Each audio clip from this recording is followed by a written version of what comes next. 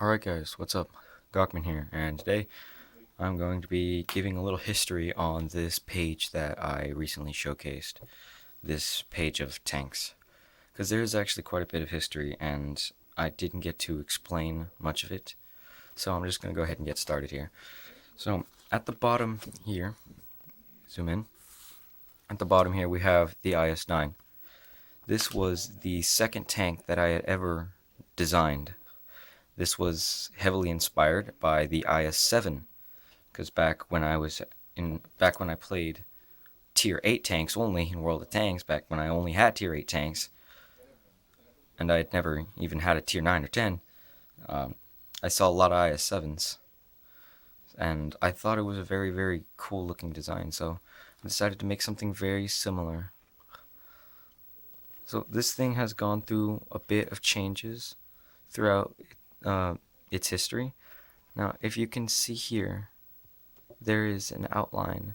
That is where the original turret used to be. The original turret was a lot smaller.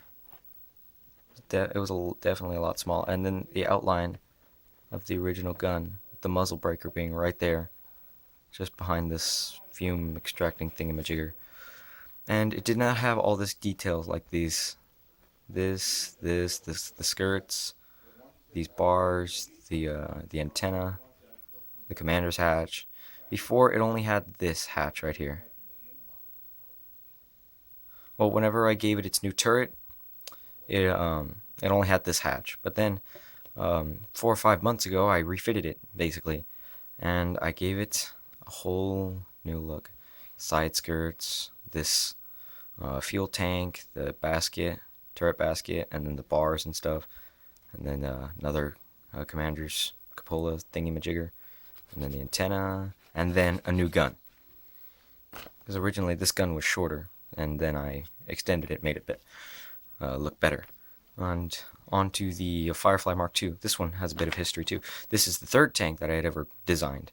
This was originally a normal Sherman. Then I turned it into a jumbo Sherman. Then I added side skirts on it and this weird rear box thing. And then I redid the suspension completely. I redrew the suspension to make it look more like the actual Sherman suspension. And then I redid the wheels. And then, 7 or 8 months back, I just completely refitted it. And I gave it a new turret with this British 17-pounder gun. And the British turret that they, or the turret that they had on the what is it? The Firefly. So basically, it's just a jumbo Firefly. Firefly Mark II is what I call it. T12. Now this one actually used to be a tank destroyer. You can see the original gun right there. You can barely make out the old muzzle. Yeah, this thing used to be a tank destroyer. Then I turned it into artillery. Its gun used to be a howitzer. It used to be right there. I guess it's technically still a howitzer, but I made it longer just to make it look cooler. And then I renamed it. I believe its name used to be. No, never mind. Its name was always the T12. And then you can see the outline of the old hull and gun casing. Now the the T190. Basically, this is basically a combination of a T28 and a T95. Even though they're technically the same thing, I don't care. I combined aspects of both of these tanks. And, well, I ended up with this. Well, something like this. The original version, which was the T26, not the T190, did not have this turret. And it had bogey suspension like the Sherman. It had multiple sets. It had 4 sets of bogies, just like the T28 and the T95.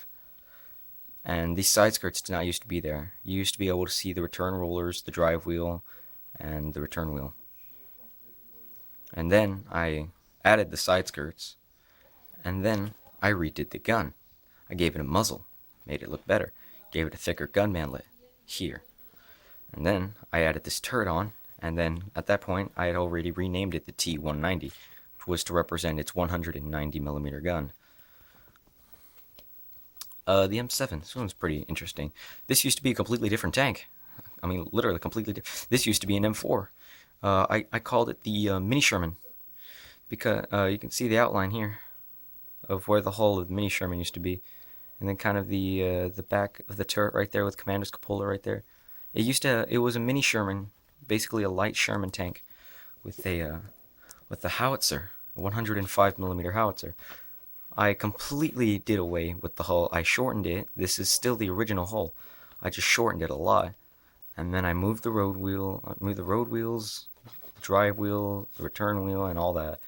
And then I just made it shorter. I gave it this exhaust thing, and then I gave it something that looks similar to an M7 turret. Whenever I made this, I wasn't able to play World of Tanks because due to some glitches that messed up my game.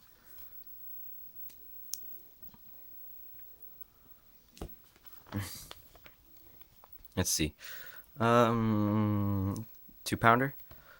One of the first tank destroyers I ever made.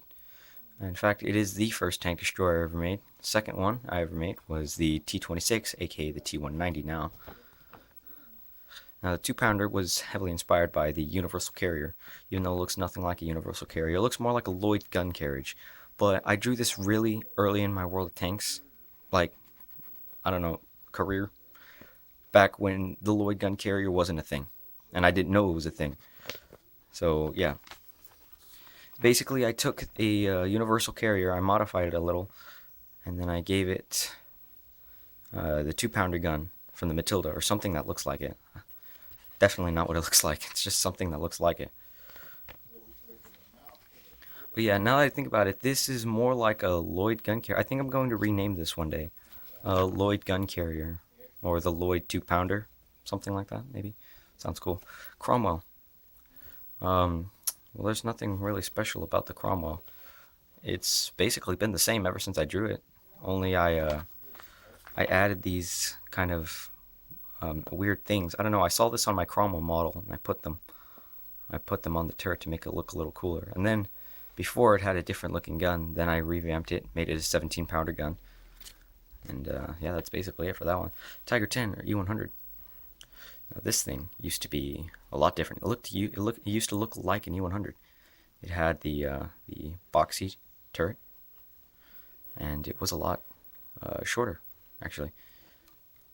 But yeah, this used to be something that, well, represented the E100, and its gun, its barrel, used to only go up to here.